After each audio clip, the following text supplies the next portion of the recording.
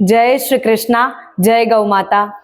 जब भी हम गौ माता के अनेक प्रसंगों को श्रवण करते हैं, जब भी हम गौ कथा को श्रवण करते हैं, तब हमें प्रभु का भी स्मरण होता है, क्योंकि तब हमें सब लीलाएं स्मरण होती है। क्योंकि जैसे भगवान श्री कृष्ण गैया चराते थे, प्रभु गौदोहन कैसे करते थे, प्रभु गोबर के साथ भी अनेक लीलाएं करते थे, प्रभु को माखन कितना प्रिय था, प्रभु माखन को चोरी करने के लिए अनेक गोपियों के घर भी जाते थे। तो इसी प्रकार से हमें अनेक लीलाओं का स्मरण भी हो जाता है। तो यहाँ तक कि भगवान श्री कृष्ण ने अपने मुख से सर्वप्रथम उच्चारण वो गैया का किया था। जैसे सुंदर प्रसंग हमें प्राप्त होता है कि जैसे एक बार भगवान श्री कृष्ण को गोद में लेकर माता यशोदा आंगन में टहल रही थी और माता यशोदा उनको मैया बोलना सिखा रही थी।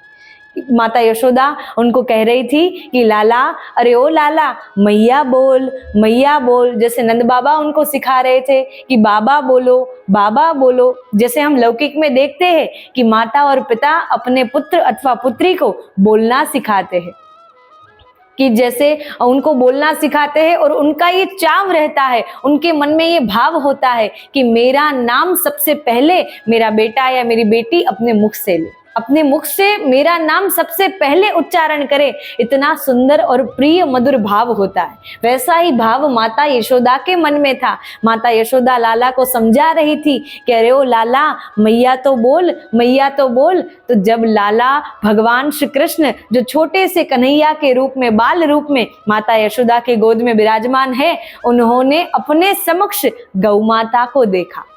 और उन्होंने अपने समक्ष गौ माता को जब देखा तो गौ माता उनके समक्ष से जब जा रही थी तो उन्होंने सर्वप्रथम उनके समक्ष देखकर गैया पुकारा। तो इसी प्रकार हमें प्राप्त होता है, में प्रेरित होता है कि उन्होंने सर्वप्रथम अपने मुख से उच्चारण किया गैया। तब मैया भी, जशोदा मैया भी हंस पड़ी कि अरे लाला, मैं तुझसे कब से कह रही हूँ कि तू मैया बोल, मैया बोल, परंतु तूने तो सर्वप्रथम अपने मुख से गैया का उच्चारण किया है, कि तेने तो सबसे पहले मेरा नाम नहीं परंतु गौ माता का नाम लिया है। कि प्रभु को गैया मैया इतनी प्रिय है कि उन्होंने सर्वप्रथम नाम का उच्चारण ही अपने मुख से गैया मैया का किया है।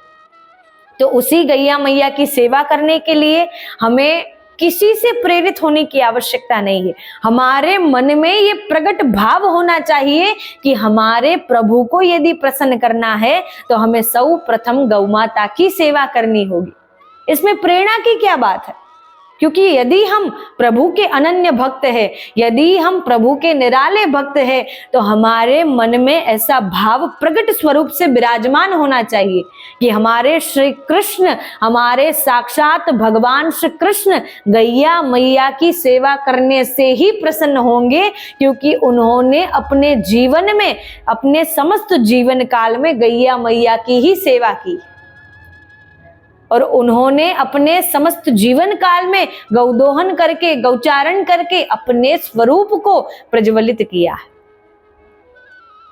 तो इसी प्रकार से गौ माता की सेवा करते रहिए। गौ माता की सेवा के लिए अनेक भक्तों को भी प्रेरित करिए। गौ माता की कथा श्रवण करते रहिए। गौ कथा श्रवण करने के लिए अनेक भक्तों को प्रेरित करिए। गौ माता अवश्य आपका कल्याण करेंगी।